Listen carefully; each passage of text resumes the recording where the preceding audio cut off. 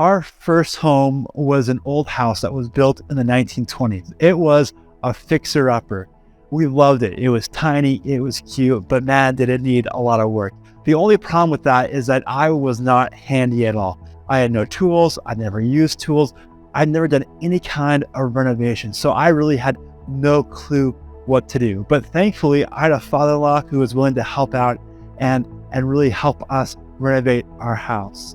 But this really became apparent at one point when I was standing in our basement, and my job was to put up the framing of walls in our basement.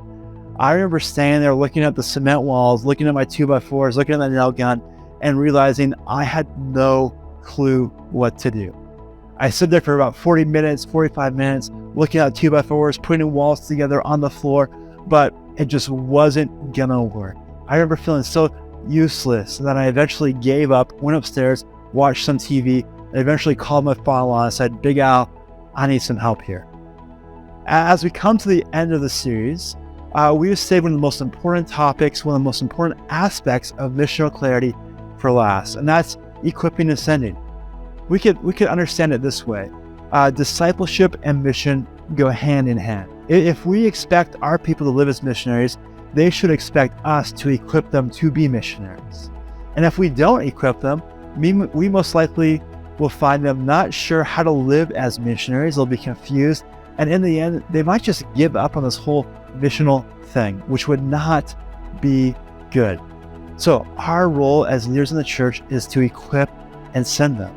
Equipping is not an option for churches who want to be actively engaged in the mission of Jesus. In fact, one of the major barriers to our people not engaging in the mission of Jesus is equipping.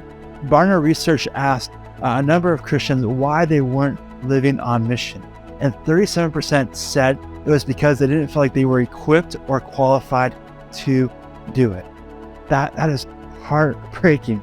37%.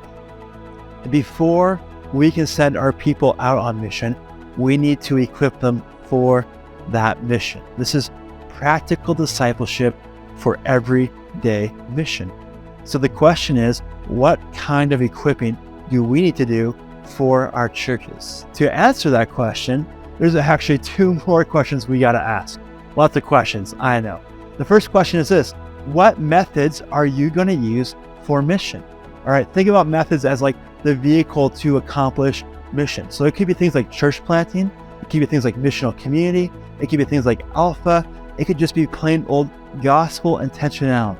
We could go on and on. There's tons of different methods, but the question is, what methods or method are you as a church using to reach your community with the gospel?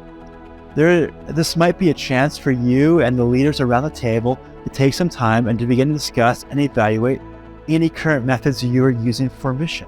Are they the ones that are actually working? If they're not, why not? Or maybe you've never defined your methods as a church. Maybe your vision of mission has just been hoping that your people are going out and sharing the gospel week in and week out. The Barna research I quoted earlier also said that 24% of people who wanted to make disciples or live a mission weren't, because no one had told them to do it. That, again, is really sad. And if our people aren't led to mission, they most likely won't engage in mission. You see, assuming is never a good leadership posture. We must be intentional about calling people into the mission that Jesus has called us to help them understand what that looks like for our churches. And so if you haven't thought through method as a leadership team, now would be a great time to prayerfully consider what method could be like in your church and to put one in place. Along with that, to put in place different metrics to evaluate whether our methods are effective. I'm praying no matter what methods you use, that God would bless them immensely, that many people will come to know Jesus through them. So the first question, what method? The second question is, what are the challenges that are hindering the mission from being left out or lived out?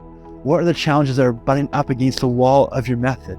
There most likely will be a few of them. For example, maybe it's a theology of evangelism. Maybe your people aren't engaged in the mission of Jesus because they don't really understand the need for the mission of Jesus, a theological foundation for it. Or maybe you're noticing that there's a lack of understanding when it comes to the gospel and the power of gospel to work in our communities. And so you do some equipping, some teaching on the gospel and the power of the gospel to your people. Another way to answer the question about what might be some roadblocks to evangelism happening, or where you do some equipping, would be to ask the question, why do people in your community find the gospel unbelievable?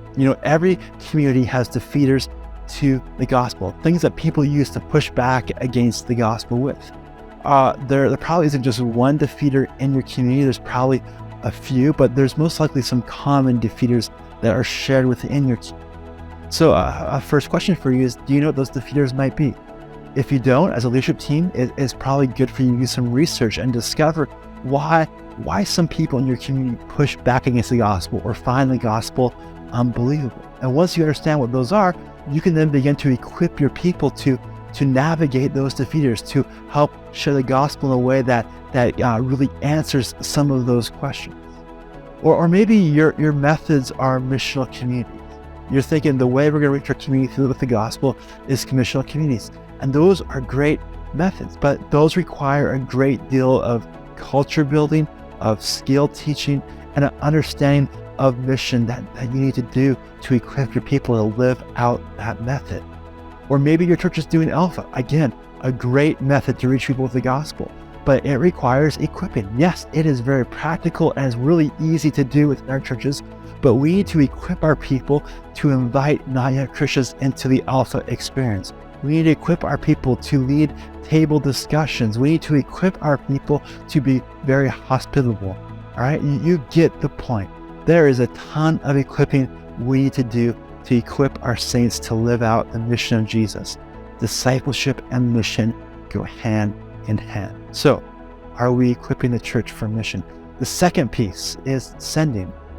Do our people know that they are intentionally sent out into the community to make disciples, to share the gospel, to be the good news people of Jesus? This goes back to gospel intentionality. Have we helped our congregations to understand that wherever they go as sent ones, that Jesus' words apply to them? When Jesus said, "As the Father has sent me, so I send you," that means them.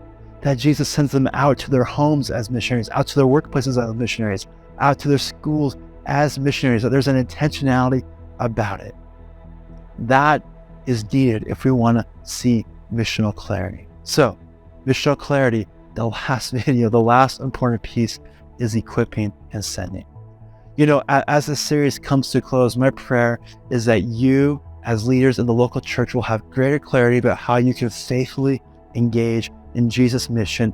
And as you faithfully serve Jesus, my prayer is that you'd experience the Spirit's leading as you seek to see the church move forward in mission for God's glory and really the good of the communities around you.